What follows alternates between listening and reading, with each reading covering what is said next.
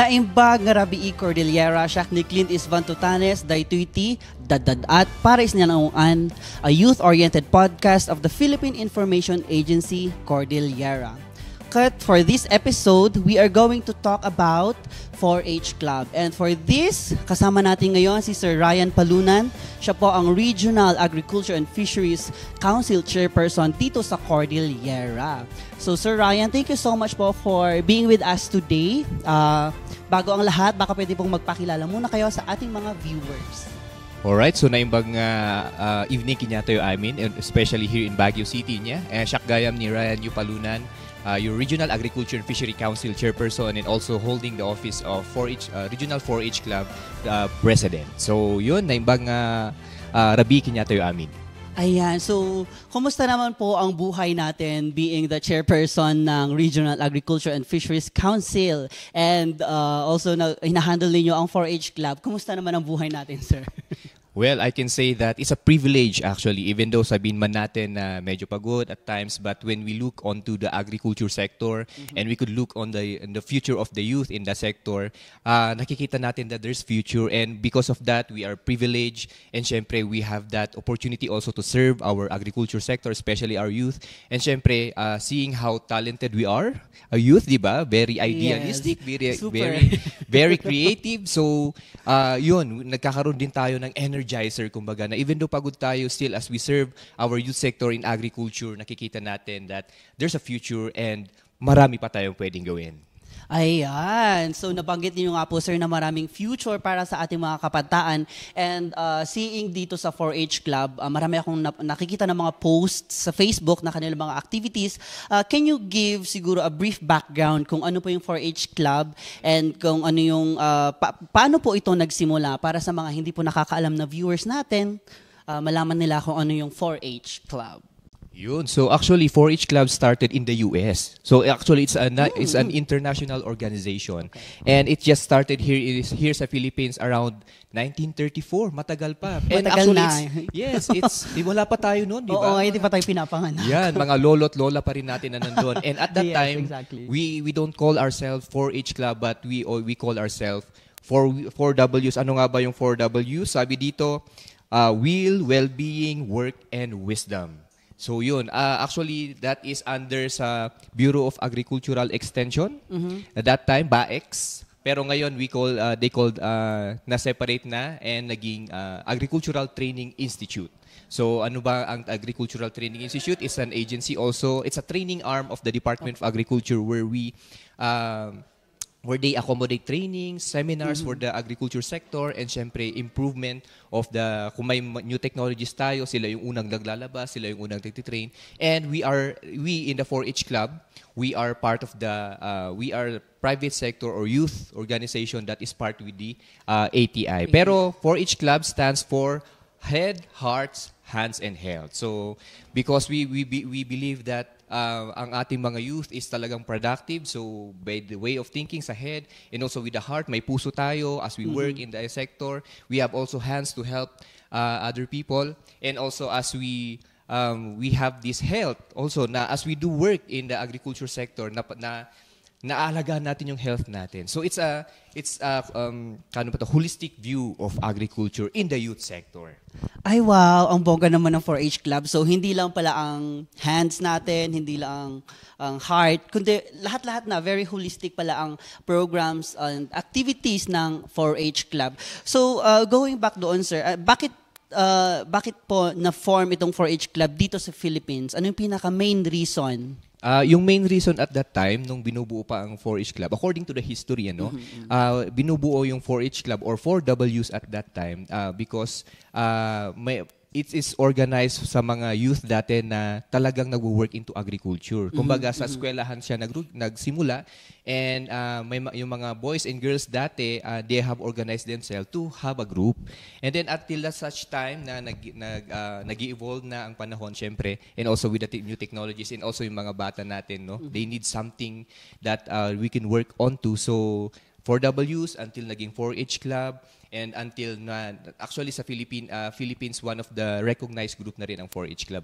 So even though hindi pa natin sila nakikita recent years, but thankfully for this year, mas nagiging mas nakikita kung sino si 4-H Club. But yung main reason bakit nabuo si 4-H Club is to train our youth into agriculture. So nakita naman natin nung pandemic, that we need to have food security. We need to have food availability in our table. So by also involving the youth in the sector, makikita natin that there's a future. Mas aside na the population is increasing and yung production natin decreasing, but with the help of our youth sector, probably the new ideas, the new technologies na nabubuo nila or nabubuo natin would be integrated in the sector, and probably we could maximize for the further development and advancement of the sector.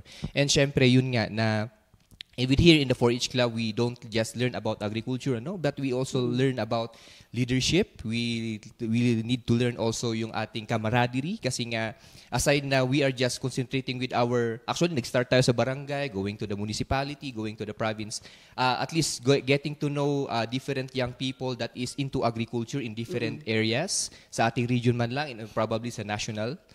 Mas nakikita natin how do we involve ourselves and how we could integrate ourselves in this sector. Ayun, so it's very nice na the Agricultural Training Institute is very forward thinking, na nakikita nila na malaki nga talaga ang potentials ng ating mga kabataan, especially sa agriculture, kasi believe it or not, or sabihin natin totoo na there is a decrease in the number of children or mga youth na hindi talaga pinapahalagahan ng agriculture, right?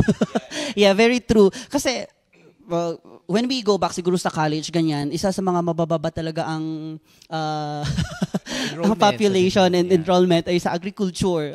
Most of the students are actually opting siguro sa engineering, yung mga matutunog na mga courses, which is hindi naman sinasabing nakakasad, pero the people should think more of kung paano makapag-provide ng food for the people.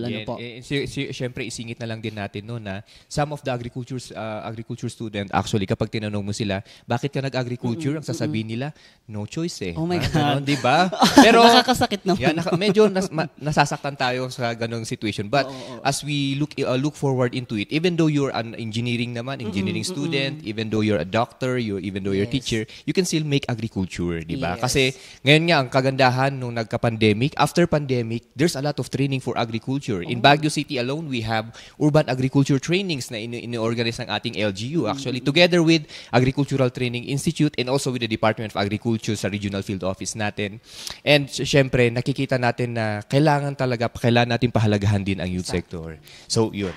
And I hope na maging tuloy-tuloy itong mga thrusts ng ating government para mas mapalakas pa and mas maparami pa ang population ng mga estudyante na nag-take ng mga agricultural courses, kasi kailangan talaga natin ng pagkain, food security. Everybody's eating, correct? So, kailangan talaga. Ayun. So, going back po sa ating 4-H Club, paano po yung structure ng 4-H Club dito sa Cordillera Region? Well, ang structure ng ating 4-H Club is it starts with the barangay. So with our municipalities, with our municipal agriculture office, probably if you want to make or organize your own 4-H Club, it's better na you would connect with them first. Kasi nga they would be the ones helping you kung paano niyo organize ang ating 4-H Club, and also as they connect it with the Agricultural Training Institute, malalaman pa natin ano yung mga guidelines, ano yung mga kailangan nating igawin, and also ano pa yung mga kailangan nating palabasin. Mga ganun ba? And syempre, as we start with the barangay, we also go to our municipal. So as we elect our officers also sa ating mga barangays, barangay 4-H Club, or probably within our schools, kasi it's actually ang start pala ng 4-H Club is to reach out our out of school youth. But then right now, good thing is that dahil paunti-unti nagsishift na tayo, we want also to organize it in our schools. So actually here in Baguio City alone, meron na tayong nabuo na 3 or 4, I don't know. Pero there's an opportunity for us na to also organize 4-H Club in our schools. And dahil nakikita ng mga teachers, parang yung iba naiengganyo na rin to organize on their own. So, yun na, going back sa structure, as we elect our officers in our barangay, syempre, magkakaroon din dapat tayo ng representative sa ating munisipyo. So, all the presidents would be or the representatives of the Barangay 4-H Club would be electing their representative also sa ating munisipyo, and after that, munisipyo going to the province, and then province going to the region. So which I am the one nga, which we are blessed kasi at that time, we are elected to be the regional president of the Federation of 4-H Club here in Cordillera. But then, yun nga, it's a typical, kwan naman siya, it's a typical organization na binubuo ng ating government to help our agriculture sector. But with this kind of structure, at least nakikita natin how we get involved in our LGUs. And syempre, yun nga, because it's part of the private sector, it's part of our volunteerism also. But then, being a volunteer is not that bad naman. Kasi actually, being a volunteer also make an opportunity for you to go out of your spheres of influence. Kasi nga, throughout the programs naman na ginagawa natin sa 4-H Club, we are not only, we are not just staying on our comfort zones, but we are moving out of our comfort zones. Kasi by being in the club, you are also given opportunity to lead an organization, and also as you lead an organization, syempre nakikita mo ano mga pwede kong gawin as a leader, di ba? Yun na natitest, and syempre na-inspire ka rin on how you make things in your club and also make things right in the sector.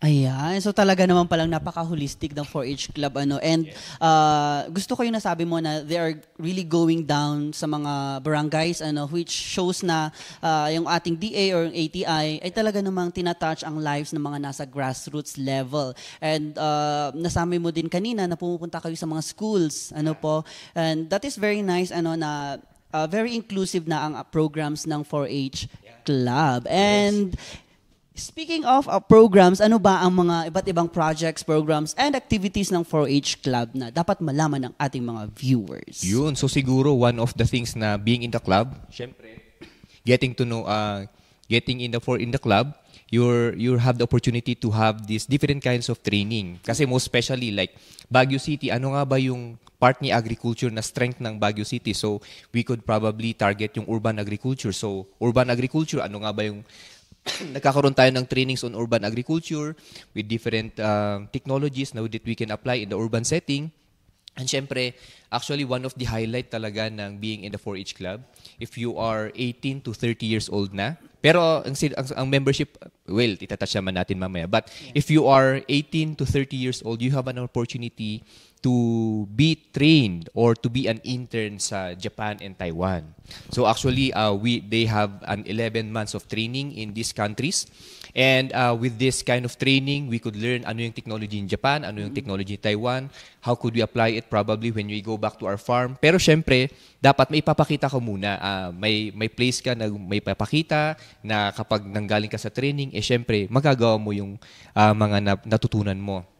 And syempre, yun nga, as you train, as you build up, syempre, we could, pagbalik natin, we will be also trained to make our own proposals. So syempre, we are not just looking on our farms to be just production site area, but we are looking forward into it as a marketing area, as a processing area probably, because as you make your own proposals, we are looking forward that you will be part of the young agripreneurs. So meaning, you are not just doing agriculture in the production area, but also you are maximizing the 4 different value chains. So probably number 1, agriculture, production.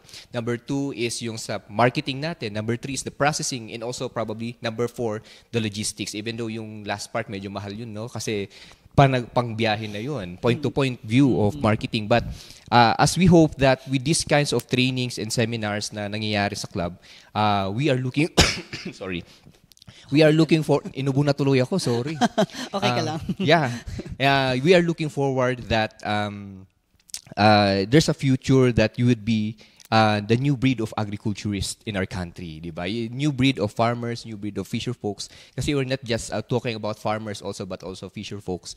And syempre, as we learn these technologies, pagbalik natin sa mga countries like Japan and Taiwan, we could integrate it to our farms and we could be the ones training our future farmers and fisher folks. And syempre, not only with that part, but also we are having the training sa leadership. Syempre, kailangan natin i-build up yung leadership natin, yung communication skills natin, natitrain din natin, and syempre, how do we get involved with the government sector? Kasi being the private sector, talagang mahirap kung ikaw lang eh. But Yes, if you yes. would be maximizing yung ating government also as they give you interventions, give programs to you, syempre as you maximize it, nabibigyan ka rin ng opportunity to grow not only individually but also within or your community. Ayun. So, nabanggit mo kanina, sir, na you are pushing yung mga young people to go sa ibang countries, international like Japan and Taiwan. So, yung program po ba na ito, may binabayaran po ang ating mga beneficiaries or lahat po libre? Actually, as part of the program, yun nga, no, meron yung part na babayaran ni government, meron din naman yung part na babayaran ng ating trainee. Kasi actually, we want to build it as a program na kailangan nilang, syempre, kung ikaw yung businessman, kailangan mo rin gastusan. Di ba? Syempre, you're looking forward, what would be the, ano ba yung magigi, ano ka ba, panghahawakan mo ba? Parang ganun, at the end of the day. Kapag, syempre, as you train, dahil pinaggastusan mo to, you want something out of it. Yes. Di ba? Also, ayaw lang naman natin na maging taga-tanggap lang tayo ng intervention. We want also that we would be doing something. We would be doing our part. But, yun nga, no? Merong part si government, meron part si trainee. And then at the end of the day, syempre, maging worth it naman. Kasi you will be allotted a training. Kasi pag nandun ka naman na sa training areas natin, like sa Japan and Taiwan, you would be also having that, may allowance din naman ibibigay. May allowance din. So, sabihin na natin may allowance. Pero, yun.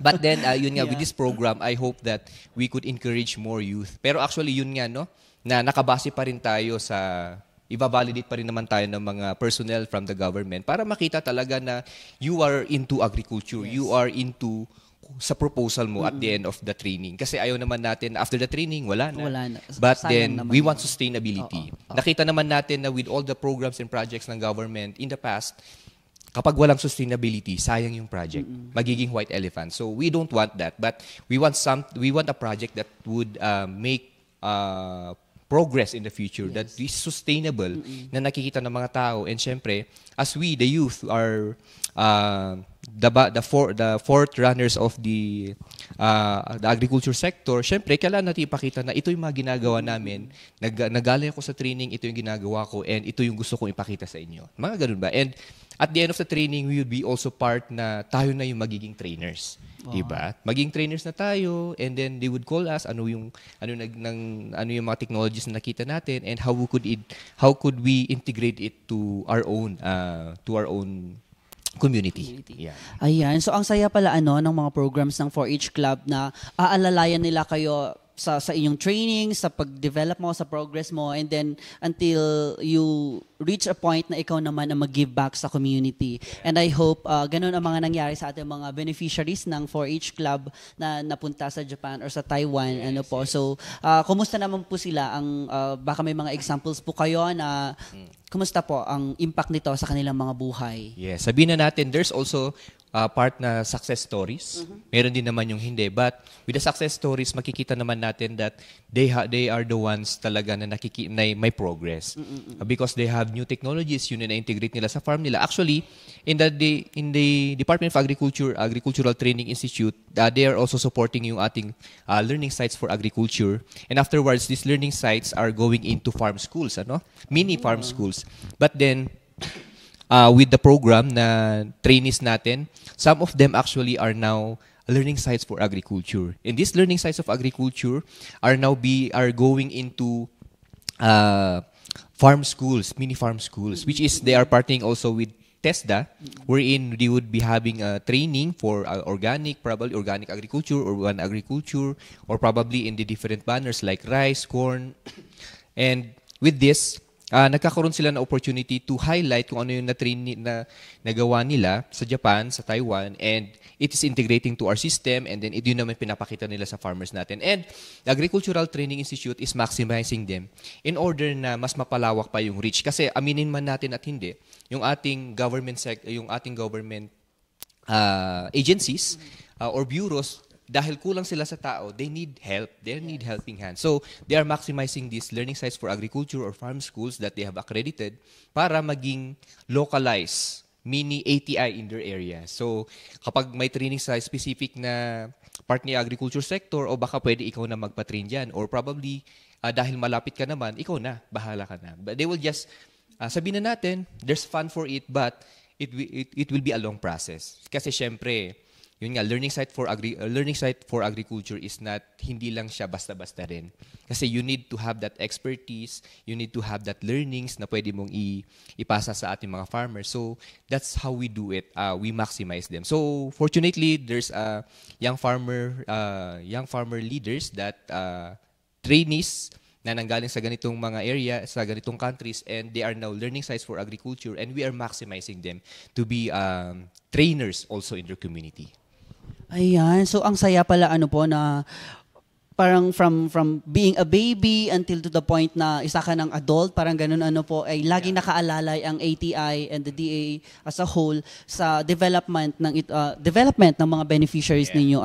Kasi can you imagine, pinadala ka nila mag-aral and then ipupush ka nila na mag-pitch ng proposals and then you finally become into a learning site na kung saan yung mga ibang mga kabataan din siguro ay makakapunta or makaka-visit sa mga ganitong learning site and they will be inspired. So, parang very continuous pala siya. Yes. And I hope na it will continue more para mas marami pang mga kabataan ang ma-involve nga dito sa agricultural sector. Yes. Ayan. So, nabanggit natin kanina, sir, na ang ating mga kabataan, mga members ng ating 4-H club ay hindi lang OSY, mga estudyante din.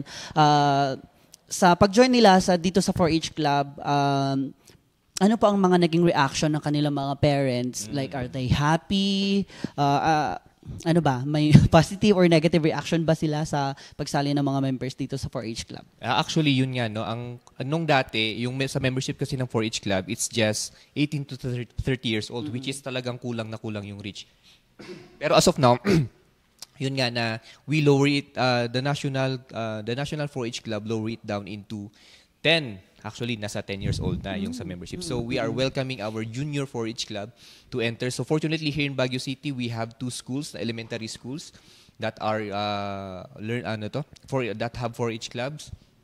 And actually, if you ask the reaction of their parents, nung nakita nila that their sons and daughters are very active, na nagtatanim na ng gulay, and then ang isang nakakatuwa na kwento is that meron na yung isang teacher na parang tinanong ng isang estudyante, ay, ganito po pala yung beans, ganito po pala yung pechay. So, doon ka makakita na, okay. So, meaning, hindi talaga nila nakita ng live kung paano mag-grow yung plants. And with the parents naman, parang they are happy kasi, yun nga, getting involved their children on producing food, maririnig mo rin yung story na kami nga rin nung elementary, nagtatanim kami. Yes, so it's good also that we are integrating it now para makita rin ng mga bata ngayon na, yun nga, agriculture is not just about eating your food. Kasi actually, eating your food is actually part of agriculture. Yes. Kasi you're eating the agricultural products. Yes. Diba? So, it's not about eating, it's not about buying it in the market, but also about the production, how we produce our food, kung saan sila nagka-come up, paano yung seeds nila, ganun. So, even though they are amazed, their parents are very happy looking at their children na being involved in this area. So, we are looking forward din na maparami pa yung mga schools natin that have 4-H club. And syempre, na yun nga, nakikita natin that they are growing in this area. Kasi as they appreciate also the food, they would be yung tinatanim nila, they would also appreciate the food kasi they would be appreciating gaano kahirap mag-produce ng food. Diba? Kapag nakita nila kung gaano kahirap, they would be appreciating the food na, okay, pinaghirapan ko to, kailangan ko tong kainin. Mga ganon. So I hope that with this kind na ginagawa natin, we could involve our children, our youth, and also being with them at this early stage, probably we could get some ideas from them. Ano nga ba yung mga pwede natin gawin? Probably. Kasi yun nga na even though hindi naman natin masasabi na sa mga matatanda lang or sa mga na single professionals lang tayo makakakuha ng ideas in the improvement of the sector, but also in the young ones. Probably they could suggest, mga pwede nating i-involve or pwede nating i-improve pa sa sector. Yun. Ayun. So, it's so good na binabaan ng parang age requirement sa pagsali sa 4-H club. Kasi maganda na bata pa lang sila na i-involve na sila sa ganitong mga sectors, ganyan, para mas ma-appreciate pa nila. And I like na nasabi mo nga na mas ma-appreciate nila kung gaano kahirap ang mag-work sa agricultural sector. And I hope din na sa mga parents na sabi mo, very happy sila na ma-change din yung view nila na noon kasi, eto ha, noon kasi, they're always telling siguro sa mga kabataan na kailangan mo mag-aral kasi para hindi ka maging farmer. So, yun, di ba? And I hope na ma-change na ang ganitong view para talagang ma-value natin ang agriculture kasi aminin na natin pagkain yan. So, yes, kailangan na natin yan. Everyone should work for our food, yes, di ba? Yes. Actually, yun nga, no, now, as of now, because it's our advocacy also in the council, there's also a saying which is true naman na once in your lifetime, you need a teacher, you need an engineer, you need a doctor, you need a lawyer, but 3 times a day, you need a farmer. So, yun, makikita natin gaano ka-importante si farmer and fisher folks in our table. And syempre, by doing so, we could also highlight that there's a challenge in inviting or encouraging the youth in the sector. Kasi yun nga no na yun nga sabi mo kanina na yung mga parents natin dati sinasabi nila na mag-aral ka ng mabuti kasi mahirap maging farmer. Yes. Di ba mag-aral ka ng mabuti para maging teacher ka, maging lawyer ka. But then at the end of the day, even though maganda yung mga courses natin nga, we are not saying that it is bad, but we are saying that if we don't value yung farmers natin, syempre, we would see a day na magkukulang na tayo ng food. Yes. Diba? So, we want to integrate also or encourage our youth into agriculture. Ayun. So, yun nga din, isa sa mga issues na is dahil everybody wants to study, everybody wants to stay on the shade, bumababan din talaga ang number of mga farmers. And dito sa mga localities especially, syempre galing ako sa Mountain Province, nakikita ko na parang nagkakaroon na ng changes na kung saan yung ibang mga agricultural lots or yung mga pinagtataniman ng palay, hindi na masyadong nagagalaw kasi everybody is like a teacher. Wala naman akong sinasabing masama when it comes to other professions, pero yun nga yung naging impact ng sinasabi nila na you don't want to become a farmer. Ayun. So I hope na magkaroon nga ng changes sa mga sa mindset. Sa mindset ng hindi lang ng mga parents pero sa mga kabataan ngayon. And we're very happy na nandito nga po ang 4-H Club na tumutulo para ma-mainstream natin ang agriculture sector and para mag-grow pa natin and pa ma-develop pa ang sector na ito. Ayun. So, going back sa ating 4-H Club. Okay, sige. Saan na tayo napupunta? Nag-chika na tayo Anyway. Kaya nga po Ayan.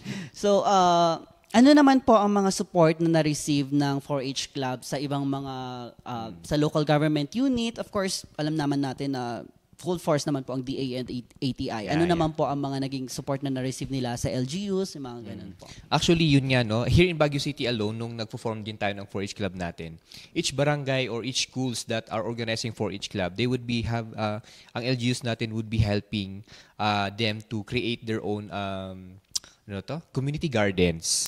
So they would be makakatanggap din sila ng mga materials to build up their own greenhouses, and also they would be receiving materials also, mga seeds na pwede nilang pagsimulan, and at least they would be dahil may mga bagay na pwede na silang pagsimulan, at the end of the day makikita natin na it would be also profitable para ibibigay na nila yung mga kailangan natin as we develop our 4-H Club. And also hindi lang naman nagstay doon. Kasi nga, kapag nabuno natin yung community gardens natin, syempre, it would be, dito nga sa Baguio City, we have this farmer field school. So, yung mga 4-H Club natin in schools or mga barangay 4-H Club natin, they would be having that four modules, I think. So, it would be running ng 4 weeks, also isang buwan, na once a week sila magmi-meet, and then they would be learning different areas ng agriculture. So, sa animal husbandry, they would be learning on how to take care or ano yung mga basic knowledge in animal husbandry. It may be poultry, livestock, or yung mga yung mga ruminants natin like cow or any other animals. And also with the food production, vegetable production, kasi in Baguio City, we are urban. So, sa urban agriculture, ano mga technologies or basic ideas or knowledges na pwede nating gawin.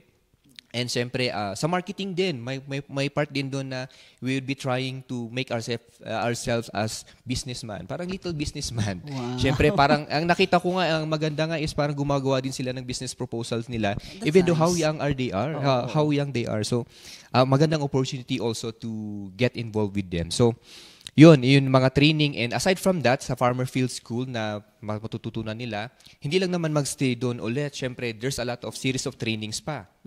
So, not only in the Farmer Field School, but also in the different areas din ng agriculture. So, urban agriculture, sa rice din natin, kung may rice area tayo na pwedeng pagtaniman, you'll be learning about rice, they would be learning about corn productions, and other technologies pa that they could be get into, so yun, there's a lot of trainings and seminars. And yun nga, hindi naman tayo pababayaan kasi actually kapag yung mga produce din naman ng ating mga 4-H club, they are also accommodating it. In ATI, they have this kadiwa rin ng Pangulo. Yes, so Yeah. it's an area in the Agricultural Training Institute sa La Trinidad. Actually, i-highlight ko na. Meron silang pwesto doon na yung mga 4-H club natin na malalapit here in Baguio and Benguet, pwede nilang ipunta yung mga products nila doon. Pero syempre, alam naman na natin na probably dahil food yan, makaid within the community, ubus na yan eh. Kasi just a little area naman eh. Just a little area. Isang lakad lang yan. Pero syempre, kung medyo marami, yan, meron tayong area na pwedeng pagpuntahan ng ating mga products. So, yun. Also, the marketing, they are helping us and also with other more trainings. Kasi not only the Agricultural Training Institute, but also they are letting us be connected with the regional field office naman ng Department of Agriculture. So, kapag hindi na nila kaya, syempre, ibabato nila sa regional field office natin. And then, kung kailangan natin ng bigger interventions for our 4-H club, syempre, our office, the regional field office are willing to help naman. So probably, kung maluwang-luwang yung area ng 4-H club natin, baka pwede magkuha tayo ng tractor, di ba? Wow. Hand tractor. Hand tractor lang naman. Yeah. Or probably, kung medyo malaki na yung ating 4-H club, Yes. pwede na tayong bumili or magkaroon ng sasakyan para we could market our product more sa mas malayong area. So, yun, mga ganong area. So, we are hoping na yung 4-H club would be growing in that specific purpose, wherein it will not just stay in our communities, but also we would be looking forward that we could also cater a bigger opportunity, like a bigger market, Yes. bigger areas, or probably bigger opportunities, not only for the club but also for its members. Ayan. So, ang saya naman po, na all out pa rin talaga ang DA, pati din sa marketing, no? Yes. And nasasali na mga 4-H club doon sa Kadiwa ng Pangulo, which is being conducted, hindi lang actually sa La Trinidad, pati sa ibang mga provinces, may Kadiwa ng Pangulo. Yes, and actually meron din pala tayong kadiwa ng Pangulo sa Bureau of Plant Industry dyan sa Maygisad. But yun nga, it's within the association. So dapat we are member of the associations also para we could have a schedule na magtinda rin ng mga products natin doon. Ayan. So, I'm very happy. Na nabanggit nyo na may mga associations na ano bang tawag dito, nag-cater na para sa mga products ng ating mga 4-H club members, and of course, those na tinutulungan ng ATI or ng DA. Ayan. So, baka may mga iba pa pong programs ang 4-H club na pwede nating ma-share para mas maengganyo pa ang ating mga members na mag-join or viewers na mag-join. Yun nga, siguro one of the highlight talaga is yung training natin. So we encourage na yung mga 4-H club members natin would be maximizing these trainings. Pero syempre, yun nga, that we should have the basic idea, or probably yun nga, pinaka minimum requirement talaga nila when you are a trainee is at least meron kang 1,000 square meter lot para makita nila na meron kang area for agriculture production. Kasi probably that 1,000 square meter area is not just about only production, but probably you would be venturing into processing. Kasi kapag magtitrain ka pala sa Japan and Taiwan, aside sa magpuproduce ka, you would be also processing your product. You would be learning how to, probably kung cabbage yan, ano yung mga pwedeng product na pwedeng gawin mo pa sa cabbage. So actually, meron din namang yung kimchi, di ba? Pero sa Japan kasi di nila ginagawa. But they are into, pinipickle kasi nila. Medyo mahilig sila sa pickles. And syempre, other processed products na kinakan. So, yun yung mga opportunities. And also, aside from that, yun nga, siguro sabihin ko na lang din, no? This coming June 18 to 21, we would be having this National 4-H Convention, which it would be held sa Siargao. Wow. Siargao. So, Baka pwede naman. with this kind of one convention, we will be mingling with other 4-H club nationwide. So, syempre, makikita natin how they are doing also agriculture or 4-H club in their area. And syempre, how do they do agriculture in their area? Kasi most especially, meron din namang mga urban areas, meron din namang rice areas, corn areas na probably we could also talk into. And syempre, makikita mo na it's not just about talaga production. If you talk to these young 4-H members sa other regions, they would tell you, may mga na-meet nga ako last time, no, nasa Boracay kami last year, meron nagpa-process. May mga nagpa-process and actually nag-market na meron na silang stalls or meron na silang partners, mga ganun. And syempre, meron nang nakakapunta ng overseas. So, with this kind of circle of influence sa 4-H Club, we want to maximize and we want to encourage our youth na it's not just about producing of food. But yun nga, there's a lot of, there's also other value chains that we could venture into. Yun nga, nasabi natin, yung processing, marketing, and also sa logistics. So, with that convention, yung aim talaga is to look forward na yung ating youth sector is may ibubuga in the agriculture sector. Yes. And syempre, may masisay tayo kasi sabi nga nila, the youth have a bright ideas, creative ideas. We are vocal on what we are saying. So syempre, we would maximizing these traits or characteristics ng ating youth sector in order na mas mapa-involve pa sa agriculture sector and we could lift up yung agriculture sector natin nationwide.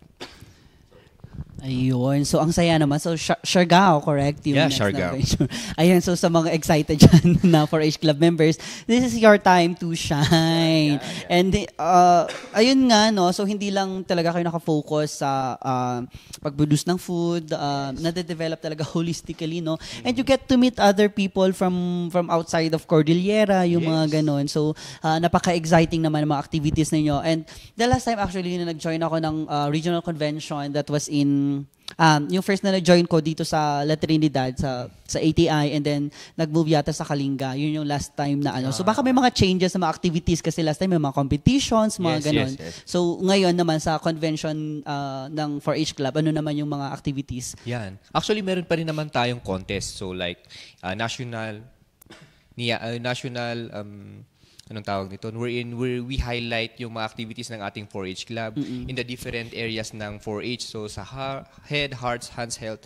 So syempre, we have this National Achievers Engagement Award. So probably within the 4-H's, saan ba tayo naging champion, kumbaga. So actually in the region din, we highlighted yung heart and yung head natin sa 4-H. So from Kalinga actually we have representative from Kalinga. So the activities that they have done in their communities, it would be highlighted in the NIAA, National Excellence Achievers Award, sorry. I want to correct myself. So with this, ano nga ba yung ginagawa natin in this 4-H's na minamaximize natin and bringing it back to our communities. And syempre, meron din tayong competition for best performing 4-H or sa ating kwan natin, So syempre, yung 4-H natin na 4-H member na sumali na sa ganitong contest, syempre, ano ba yung ginawa niya? How did 4-H impact him or her? And then ano nga ba yung naging because of the impact that have done to her or him, ano nga ba yung na-bring back na sa community? Syempre mga ganun. And syempre other competitions pa that we could highlight yung creativity, yung very may papakita natin yung talent din ng ating mga 4-H members, and syempre mga competition din that we could highlight ano nga ba yung ginagawa ni youth sector in the agriculture sector, mga ganun. So there's still contest but also we have inputs in the new technologies in agriculture that we could maximize, and syempre ano nga ba yung new trends, kasi yun naman millennial and Gen Z are very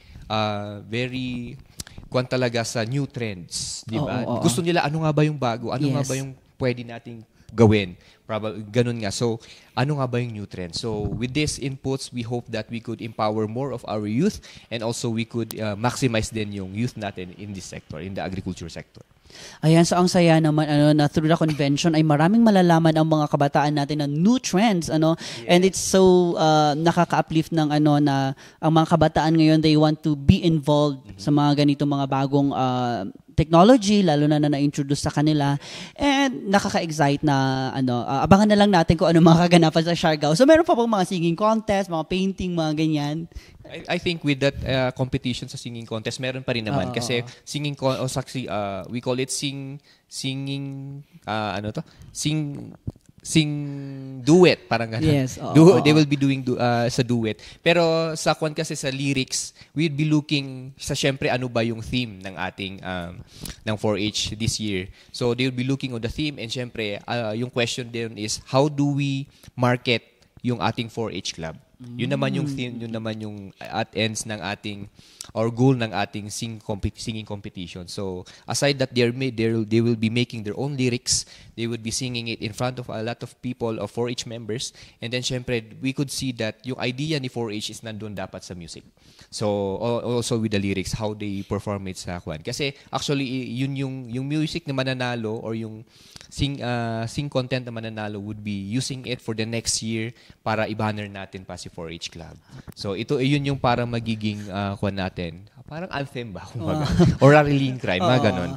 Nakaka-excite na yun, pati mga talents, ganyan, nabuboost ang mga talents ng ating mga members and napupush sila na maging leaders, maging active members doon sa community. Yes. Ayan. So with all of these programs and activities na nabanggit po ninyo, I hope na maraming mga na-entice or mga na-excite or mga kabataan na gusto mag-join sa 4-H Club. So, paano po sila maka-join dito sa 4-H Club? Baka may mga platform sila na pwedeng i-message or yan?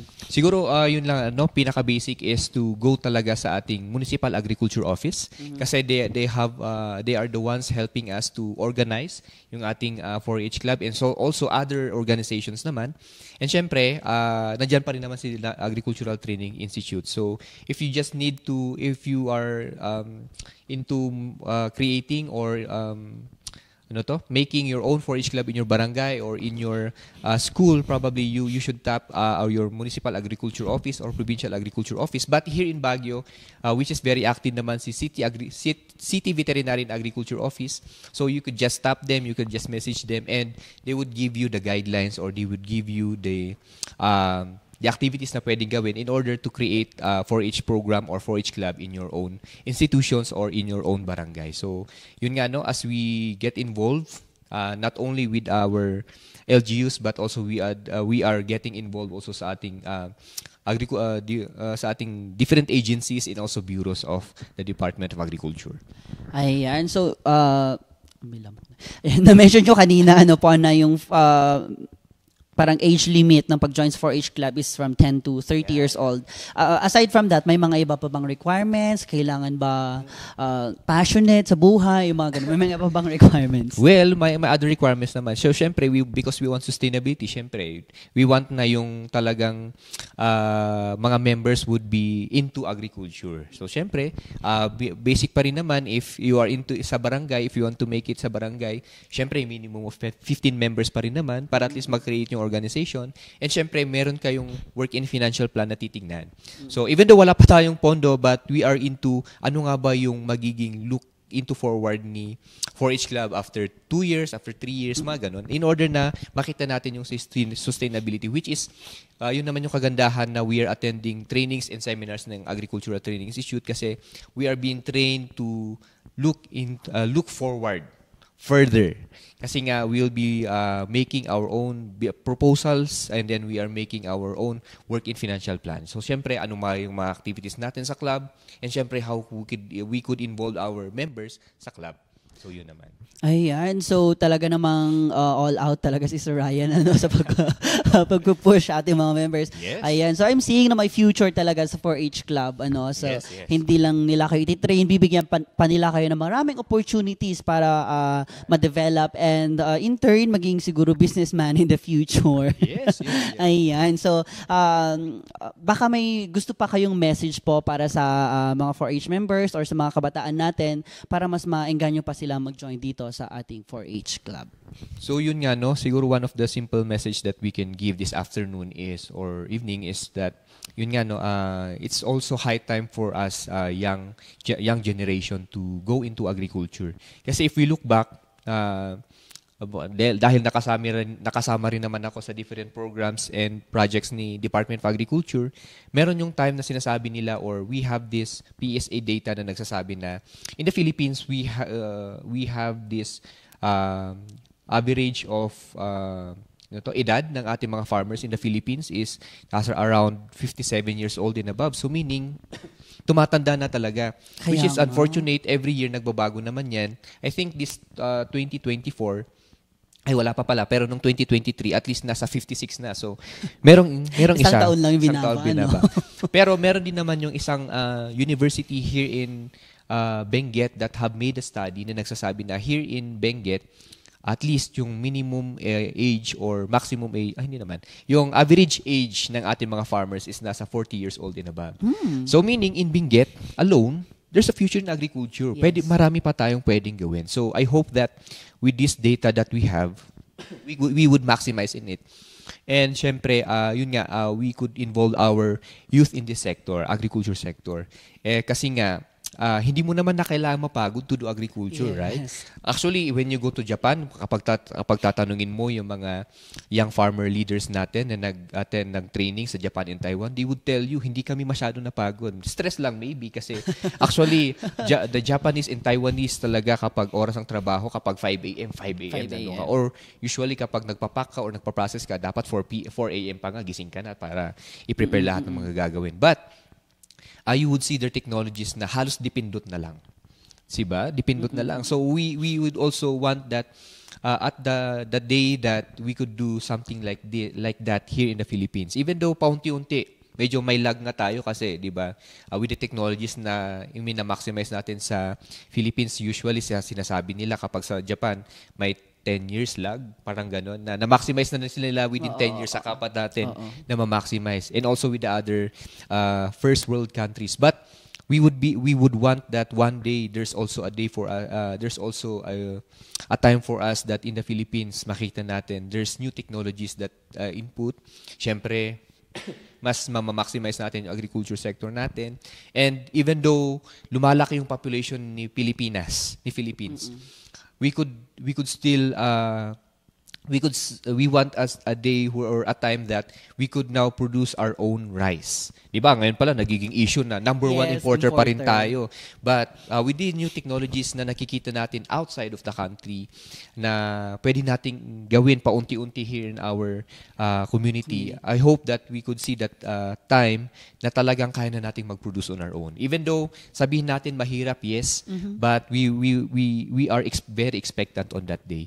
And yun nga, we cannot go there if our younger generations are opted not to go to agriculture. But we are not discouraging you to go into other naman, no? But still, we highly encourage you to be part of the sector. Kasi with those bright ideas, with those creativeness, with those gusto nyo mangyari, paano mangyayari kung wala naman kayo sa sector, di ba? So, we want to maximize these things. And I hope that with these programs na binibigay ng ating government for our younger generation, for our young people, I hope that we could also be active in a way. Kasi actually, recently, there's a lot of scholarships na natatanggap ang ating mga Bachelor of Science in Agriculture students. So, just be connected with the Department of Agriculture, with the Agricultural Training Institute, and probably with your local municipal office in agriculture para makita nyo ano nga ba yung mga programs nito. Kasi actually, meron yung time na parang nagkulang ng scholars. So, medyo naghahabol ang ating mga agencies. So, I hope that kapag nakikita natin yung mga ganitong programs, we would be actively participating. And syempre, yun nga na isa puso natin na yeah, it's not just about production of food but also you are looking to yourself as an agripreneur. Kasi yun naman yung gusto nating mangyari in the future na we are not just about production. Kasi actually magaling na tayo dyan. Magaling na tayo mag-produce. But how about marketing our own product? Diba? Nakikita pa rin natin na sabi nila, we have oversupply pero dito lang naman sa Benguet. If you go outside, marami pang pwedeng pagbentahan. Diba? So yun, marketing. Sa processing, diba? Nabubulok lang dyan. Pero syempre nabubulok, ano pa yung mga pwede nating gawin? And also with the logistics, probably kung may pera tayo ng konti, no, pwede nating i-maximize din yun na tayo yung mag-transport ng product ng ating mga farmers from point to point. So by by doing this or by maximizing these value chains, I hope that makita natin where in this value chain that I could put myself into. Yan. So yes, may mga producers, syempre may mga marketers, may mga processors, may mga transporters. So, yun naman, pwede nating i-maximize. So, I hope that with these programs, with these activities na ginagawa ng ating government for our agriculture sector, I hope also that we could see yung active participation ng ating youth. So, with this event, so yun nga, nasabi ko na kanina, ang ating National 4-H Club would be having their national convention in Siargao. That would be on 18 to 21. So we hope to see you there, 4-H members. And syempre, yun din, I want also to highlight din na here in Baguio, we will be having also dahil member din po ako ng Regional Agriculture and Fishery Council, we will be having this Luzon Stakeholder Summit in Baguio City. So ano naman yung gagawin namin ng mga AFCs dito? Syempre, we would be helping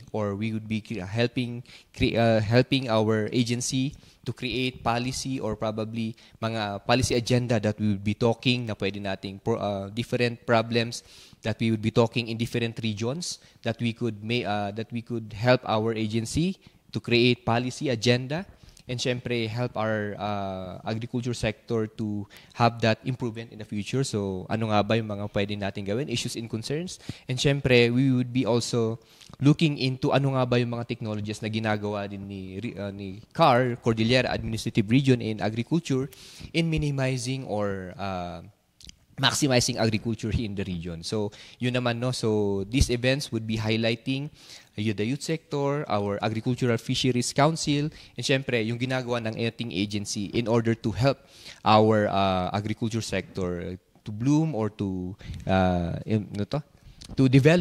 further develop in our nation. So siguro yun lang yung message ko, masyadong mahaba, no? So thank you very much. It's okay. Ayan, so, diba, talaga namang ang sipag ni Sir Ryan, lumalaban din sa buhay. Ayan, so I hope talaga na with this usapan natin, talaga namang ma-encourage or ma-empower pa ang ating mga kabataan to join more sa mga activities na related sa agriculture. And I hope na may involvement din ang 4-H Club doon sa North Luzon activity na yun. Yeah, yun nga ang medyo nagsabay kasi, so they would be having their own. So at least probably in the future we'd be looking yung integration din. Pero some of the regions actually have now yung 4-H Club nila, they are now integrated sa ating AFCs. But then yun nga, it's a good opportunity.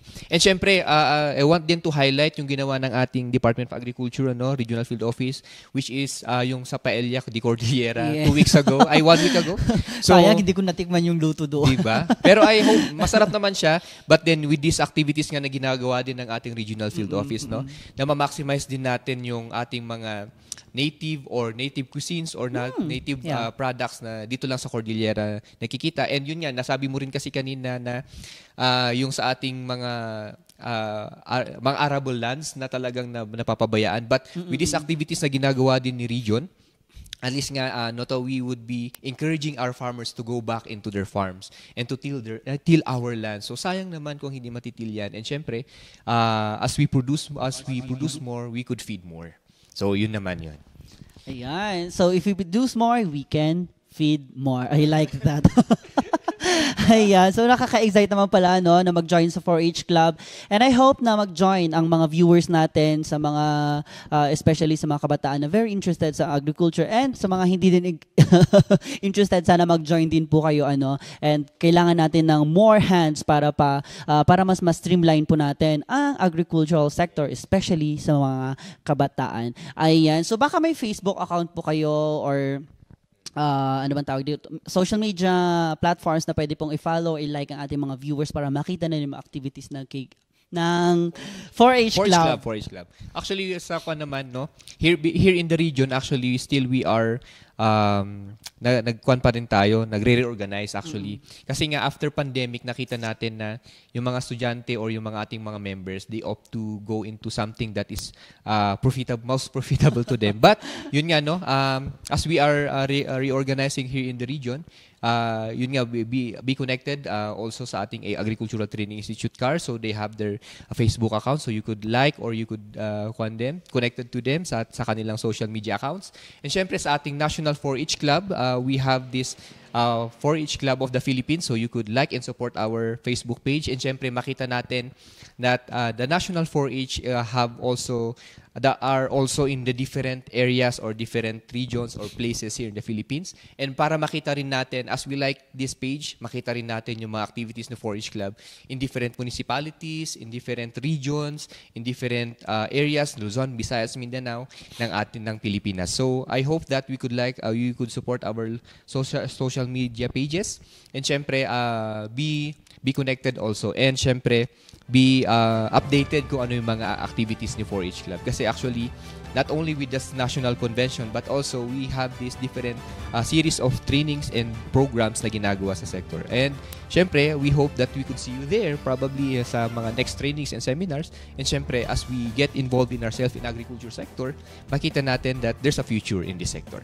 Ayun. So maraming salamat, Sir Ryan. And I hope na maraming magla-like or magko-contact sa inyo to join 4-H Club after this episode. So maraming salamat po sa ating mga viewers, and para po makakuha pa kayo ng mas maraming impormasyon, wag niyo pong kakalimutan na i-like and follow ang aming Facebook page, that is Philippine Information Agency Cordillera, and available din po kami sa X, Philippine Information Agency Cordillera. Meron din po kaming TikTok, PIA Cordillera. Maraming salamat po, and that is it for this episode. See you sa Sunday.